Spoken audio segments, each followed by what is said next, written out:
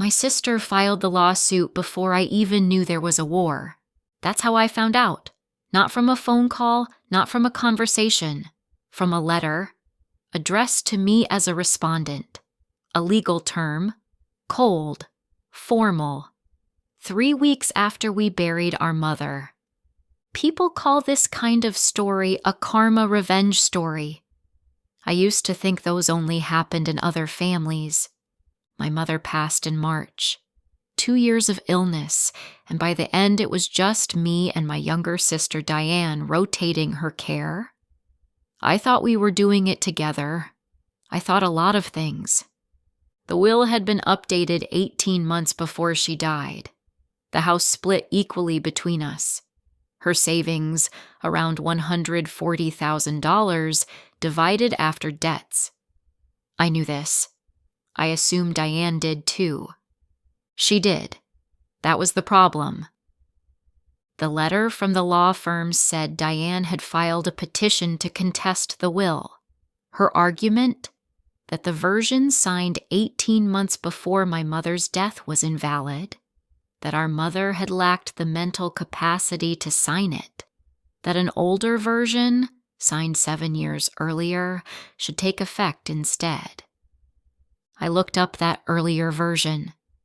In it, Diane received 70% of everything. My hands were shaking by the time I set the letter down. I told myself there had to be an explanation. Grief. Bad advice. I held that thought for 2 days. Then I let it go. I called Patricia, the attorney who had handled my mother's estate. I'd met her once at the will signing. She was direct. I asked what Diane's claim was actually based on. Patricia said the petition alleged cognitive decline at the time of signing, that the witnesses had been improperly selected, that the document could be challenged on procedural grounds. I asked if that was likely to succeed. She paused. She said it depended on the witnesses. There had been 2 witnesses at the signing, a notary and a neighbor named Gerald, someone who had known my mother for over 30 years. I went back through my emails that night, found a note my mother had forwarded me 2 years earlier, Gerald checking in on her, asking if she needed anything from the market. Then I found something else. 8 months before she died, my mother had asked me to help organize some paperwork. She'd handed me a folder. Inside, a copy of the signed will and a handwritten note in her own writing. She'd explained her intentions, why she'd changed the percentages, what she wanted each of us to have, why.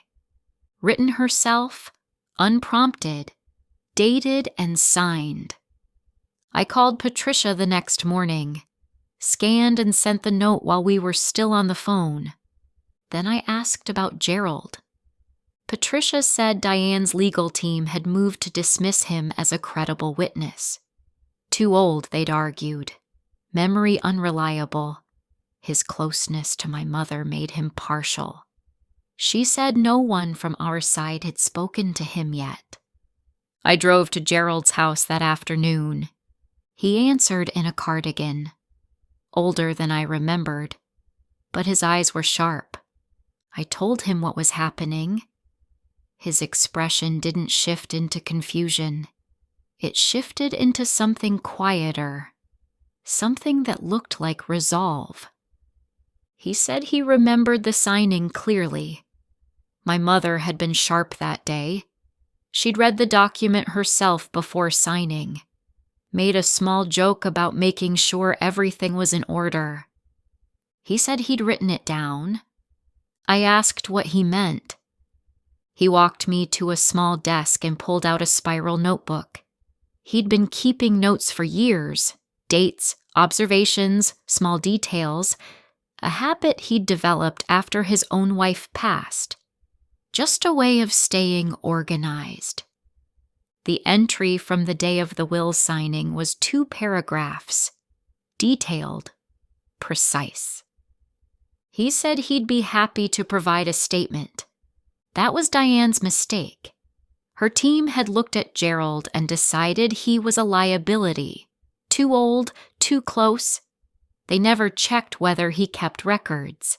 They never imagined he had. Patricia submitted Gerald's statement alongside my mother's handwritten note within the week. I didn't call Diane. I didn't reach out. I let the process move. 2 weeks later, Diane's attorney filed a motion to withdraw the petition. I read it in a parking lot, read it 3 times. Then I drove home. The estate proceeded under the original will. The house was appraised, listed, and sold. My share cleared exactly as my mother had intended. The savings account was divided. I kept my mother's handwritten note, had it framed. It sits on a shelf in my hallway, not as a reminder of the fight, as a reminder that she was clear, that she was careful, that she made sure there was a record. Turns out, so did Gerald. She'd known him for 30 years.